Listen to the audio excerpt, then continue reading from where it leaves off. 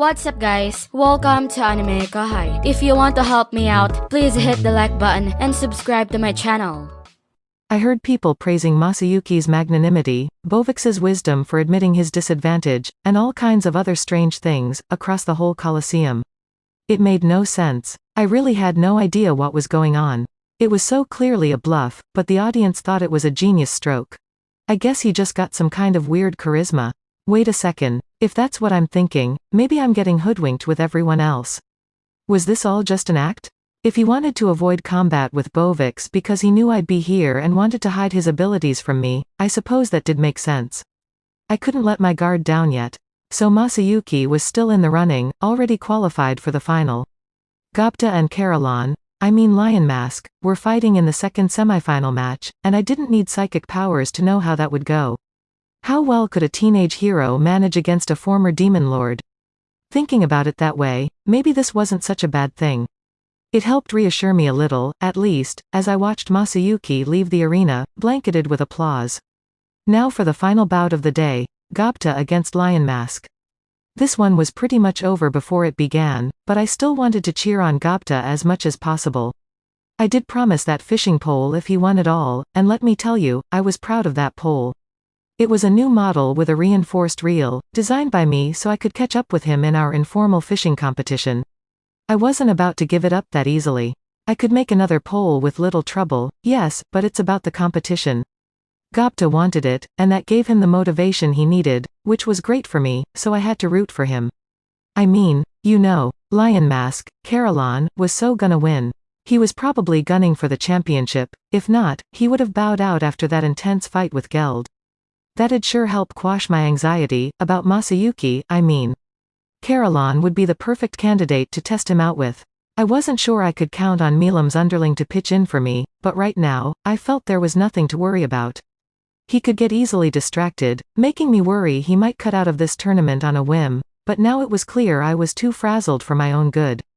Geld and didn't knock each other out, and now all my worries were in the past. The rest, I figured, I could leave up to him. But, as if reading my mind, Gopta was here and absolutely burning with passion. Why is he always running contrarian to my needs? He never puts in an effort when I expect him to. Whoa, wait, I was supposed to be cheering for him. was gonna win, but I couldn't laugh at Gopta's efforts, either.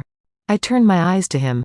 Gopta, who had summoned Ranga from the beginning this time, had his back turned to me. Oh man, he was just gonna rely on him again, wasn't he? That's why he acted so confident, he'd just have Ranga fight for him. Not only was it legal, if Gopta wanted any chance of victory, that was his only strategy. If I had to guess, Ranga was stronger than Geld. in no-holds-barred mode was one thing, but this stunted version of him? I thought Ranga had a decent shot. Which, hang on, if he did win, what then? If, on the tiny, I'm talking microbe size, chance Gopta won, then he could reveal Masayuki's powers for me, and my original plan would finally pay off. In other words, it didn't really matter who won here, as far as I was concerned. Leaving matters to Gopta concerned me a little, but hey, what happens, happens.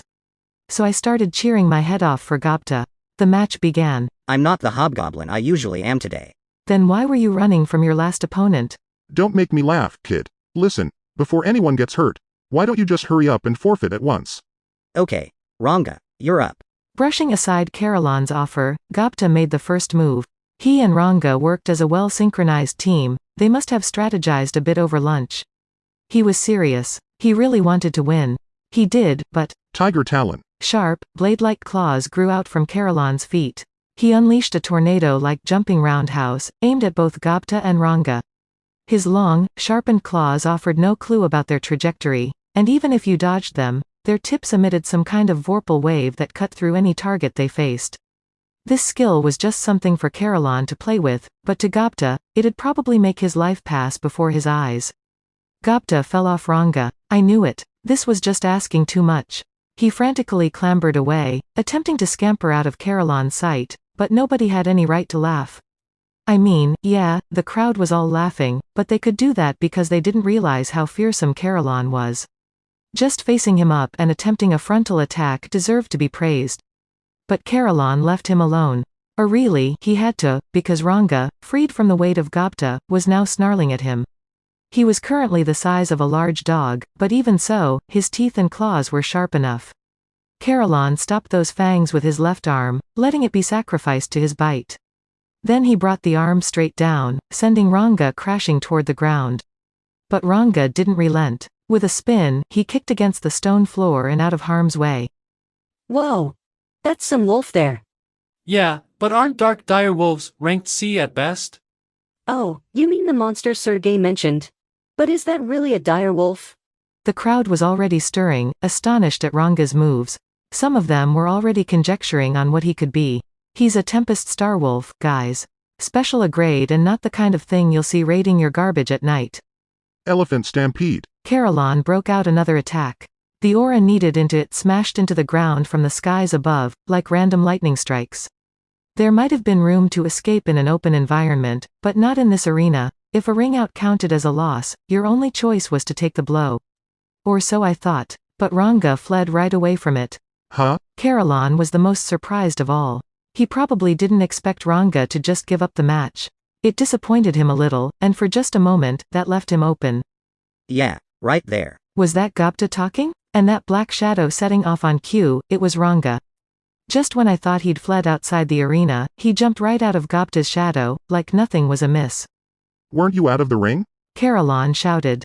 A resummon is not against the rules. Diablo shot the ex-demon lord down. Caroline blew it. Yes, Ranga was much stronger than Gopta. In Caroline's eyes, Ranga needed far more attention paid to him. But his opponent was Gopta, and as long as he didn't step out of the arena, he hadn't lost. It was an underhanded move, but ever since this match began, he had been towing the boundary. This was what he'd aimed for the whole time. Playing the fool while hungrily striving for victory. This was how he'd do it, and the results changed the tide of the match. A fang brushed past Caroline's head.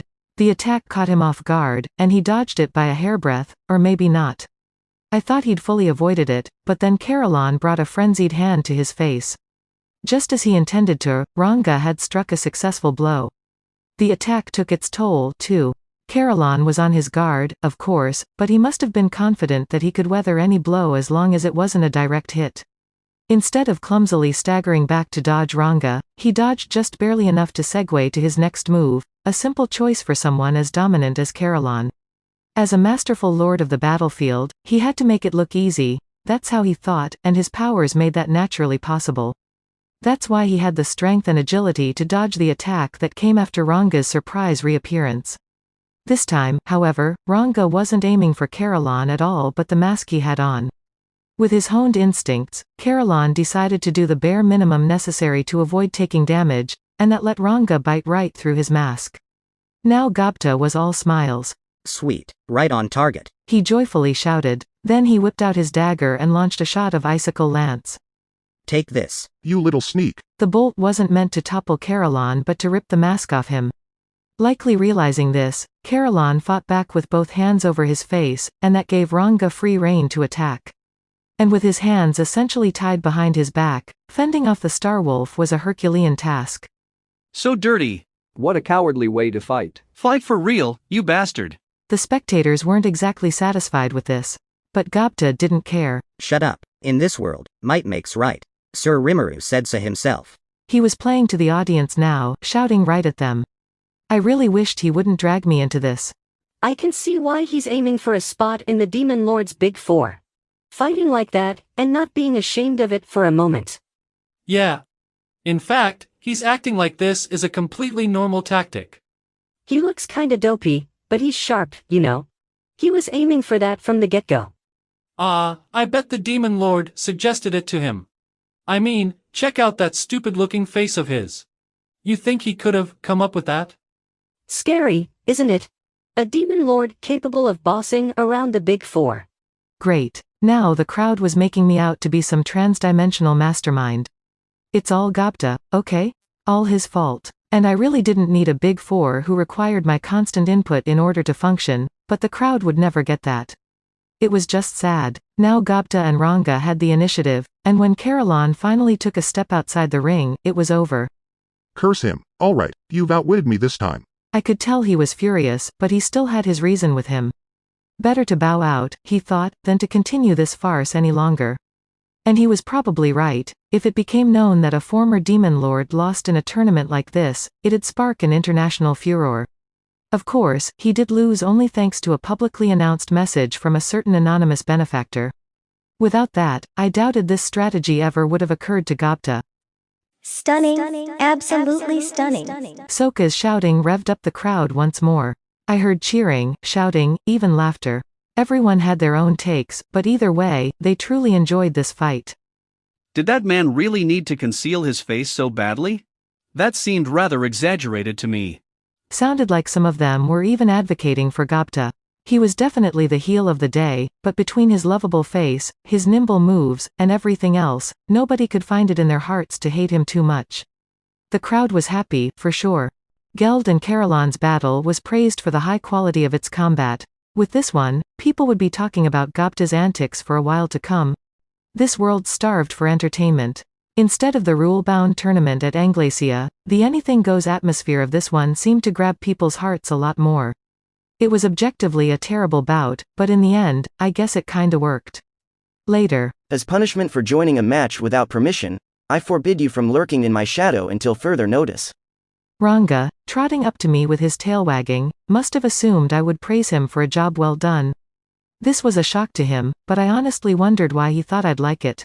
That's it for this video, guys. Thank you for always watching my videos and supporting my channel.